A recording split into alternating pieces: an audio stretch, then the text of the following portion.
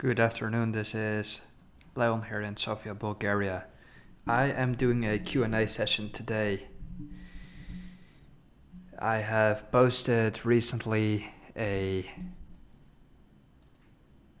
community post on my YouTube which has, offered the opportunity to ask me questions and I would, reply to them through a video, which is something that I'm willing to do more often. Let's say engage a bit with the people who watch my videos, and I don't often do this. Like, I've at some point made this type of videos, but I have this sort of studio setup, dusted off the old mic. I'm at home here in Sofia right now.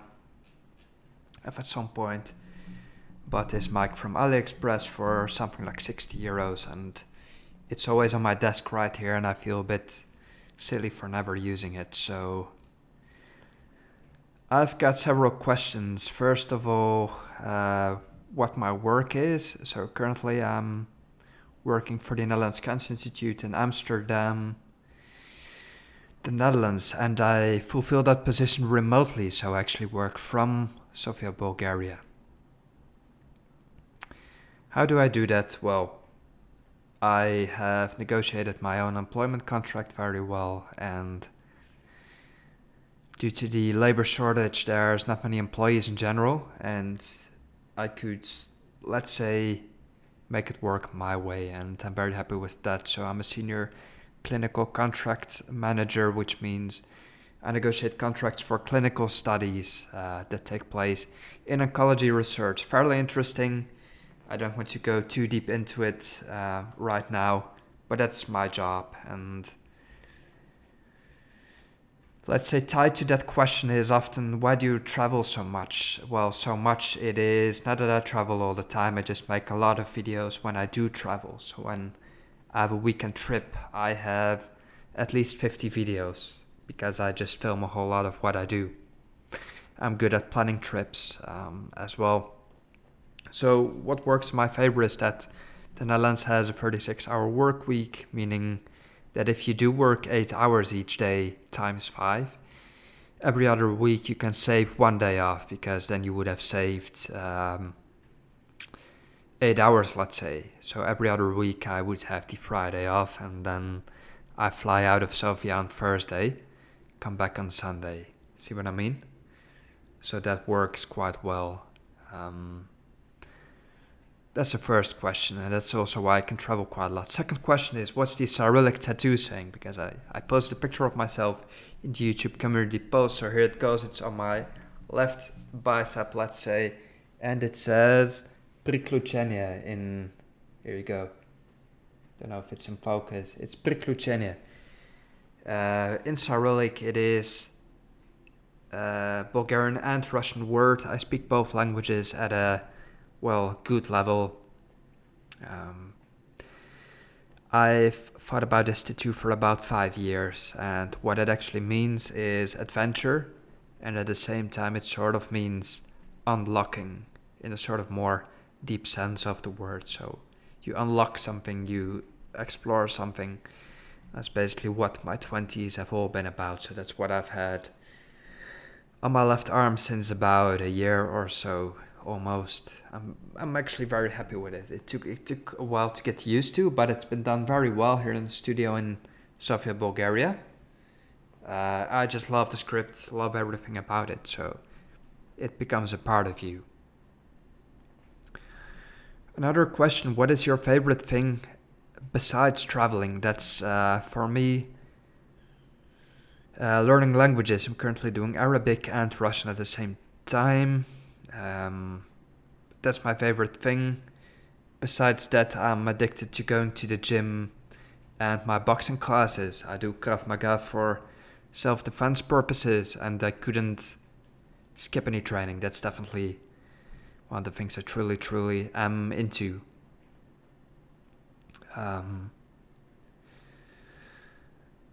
Another question I have from Mike, he's my friend, he's currently in Hong Kong in China, a Dutch guy. He says, how do you research the places you travel to? So I travel mostly within Europe, and I know Europe quite well because I'm 30 years old and I've traveled throughout Europe most of my life. I travel mostly by public transport, so I fly out of Sofia. I just use the standard airlines that we have here, and then that's divided mostly between Wizz Air and Ryanair. So I'm kind of a budget traveler. That's also how I can afford to travel quite often. So what I do is I check Wizz Air and Ryanair for any destinations, could be anywhere, and I check, can I go on Thursday until Sunday? If that doesn't work, I check, can I go to one place with, for example, Wizz Air and travel back from another place with, for example, Ryanair. So that's how I do most of my combo trips and adventures. For example, I fly to Zagreb in Croatia and fly back from Budapest in Hungary. And what I do then is I check the Open Railway map. Just Google that if you're interested. The Open Railway map shows you every railway line within Europe.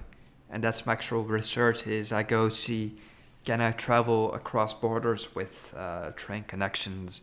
Or can I hike across borders, for example, across the Danube? I go from Hungary into Slovakia just walking on foot. For example, in the city of Esztergom, you can make you can hike across borders, which is something that I find just very cool to do. And Europe for me has always suited my needs. It is safe in general. I can go alone. It doesn't cost me a whole lot to travel. I don't need visums, obviously. But I'm more and more traveling within the Middle East as well. Another question from the same follower, Mike. Do you avoid certain places and why? Not necessarily. I'd be hesitant to go to South America on my own because of the fact that I travel alone. I would, unlike Mike, he's traveled throughout South America on his own. He has a bit more nerve to go to certain places. I'd be cautious. I hate feeling unsafe in general or getting robbed. I don't want to lose my phone, for example. And I know that South America is big. It's an incredible place. But I don't know it well enough to just go at it alone, you know? There's an element of luck into that. I like taking risk, but calculated risk. So when the odds are not on my side or 50-50, I tend to avoid a certain place. Might be a bit bigoted. I know South America has a lot of safe places as well, but I haven't been there yet, except for the Caribbeans, which in itself can be a dodgy place. You really do need to know what you're doing, and that's the thing. I'd need to do more research. Whereas through Europe, you can just go anywhere you want, basically. What is your biggest lesson from traveling? Well, for me, that is that everything is always going to be alright, no matter what you do. And things might seem overwhelming or scary sometimes.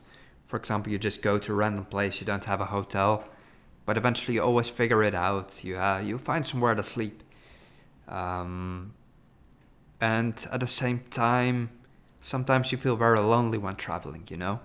That's definitely a thing, but another lesson there is one that I took from the Bulgarians who say "Seki vlaksi ima putnici," which means that every train has passengers. And that's a very deep saying actually to me, because it translates not only to direct travel, but also to your whole direction of life, let's say. So if you move your life in a certain direction, you might feel alone from your starting point, but you actually find people on the same journey that you are on, if that makes any sense. So you don't need to feel alone or feel overwhelmed by the fact that you're doing something you've never done before. I know for a fact that if I would go to South America or India, just as Mike does, my friend, I would actually be fine, you know? I would actually be fine. And that's the thing, you push your limits and you always figure it out no matter what happens. The world is a big place. It is not as scary as it seems, truly. So just do it. Just do it. What you also see is that initially it seems quite scary to travel alone. Like for me, it's the standard right now, but I know that it's not for most people. It is not for most people, but you'll find out that once you start traveling alone, people will start thinking you're a cool guy. You're traveling your own path, and then you actually find people waiting at the finish line, and then they suddenly say, first of all, it's lame to travel alone. But once they actually start seeing your pictures, your videos, they would say, oh, that's actually pretty cool, can I join sometime? Because people always think from their own perspective, and it doesn't necessarily affect you, or it doesn't revolve around you. It was about them in the first place, you see. That's what you learn when you reach a certain age and you start doing things alone. So do not be discouraged by other people's comments. That's one of the biggest lessons I have from traveling. It makes you more confident in what you do. I had one other question about employment in Bulgaria from a fan, but I think that requires a separate video because my phone memory is almost full, so I'll just be uploading this one, and if I have the willingness, I'll answer the separate question as well. So thanks for the good questions. I'll just be uploading this, and do ask me further questions in the comments if you want. No problem, although I want to do this more often. Alright, we'll catch you soon then, folks.